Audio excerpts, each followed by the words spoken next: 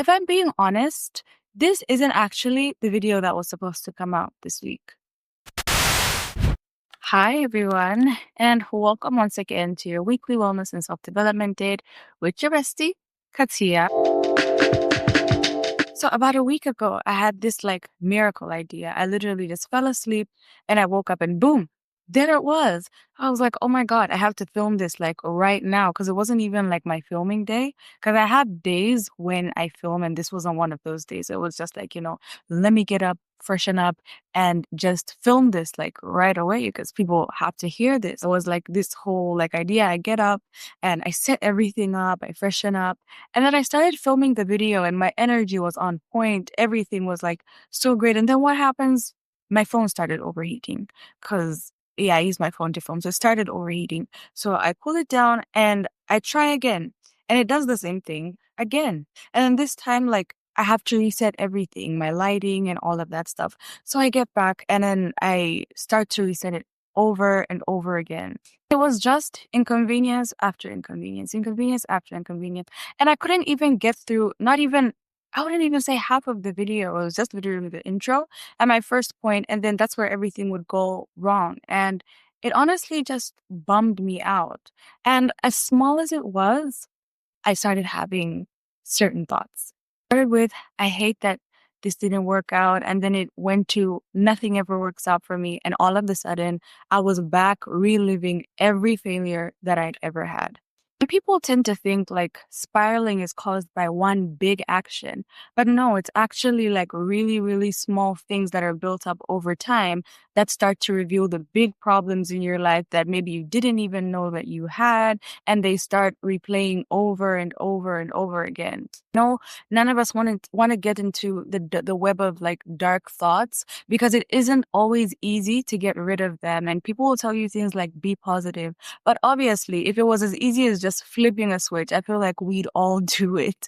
So it obviously isn't that easy to just be positive as everyone says. So spiraling is awful and I hate it, you hate it, all of us hate it. So I want to pass you through some of the steps that I do whenever I start to spiral. Step one is catch the moment. Spiraling starts slowly. So immediately you start with the first thought, the second thought, the third thought, catch it right there. So you don't know what to do at that exact moment, just stop right there and blank your moment. Because if you keep going, it'll only get worse. You need to stop yourself from going to the places that you cannot come back from. Two is find the root cause. It all started because I couldn't record a video due to the inconveniences around me. So obviously, the root cause wasn't those inconveniences. You need to ask yourself, where did all this come from? And in my case, it was the whole nothing ever works out for me thing. It was the fact that I hadn't gotten over all my past failures. So there's a me that I wanted to be. And because part of me still low-key thinks I'm a failure, it took me back to that.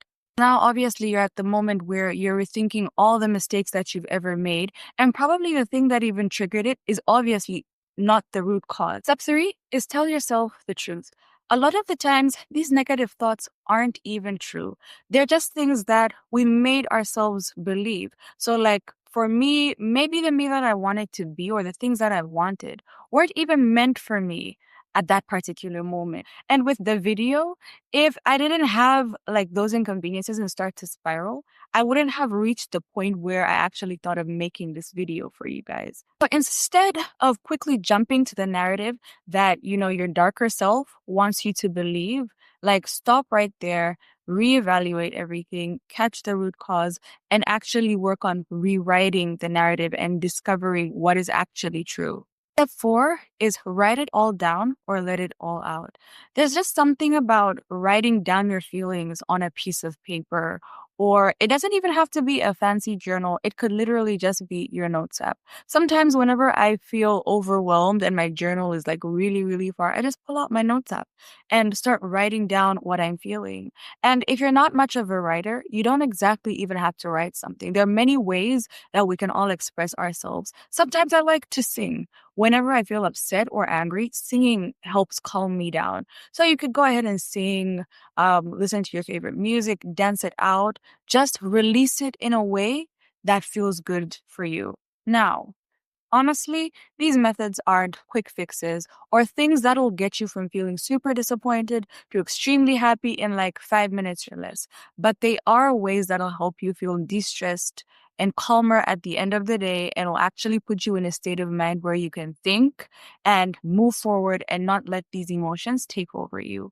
So I hope that you get to like use this step by step process. Obviously, the more you do it, it'll occur naturally because when I first started doing it, it wasn't something that was quick and instant. It was just something I noticed I started doing because I didn't want my emotions to take a hold of me. I know it's easy to let them get a hold of you. And at the end of the day, you end up sleeping because you're just in a cycle of constant sadness. But that's not what we're trying to do here.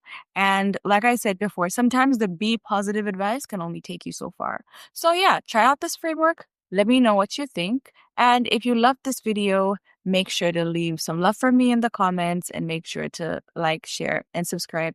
And share it with someone who you think would need it or somebody who goes through spirals all the time. See you in the next video.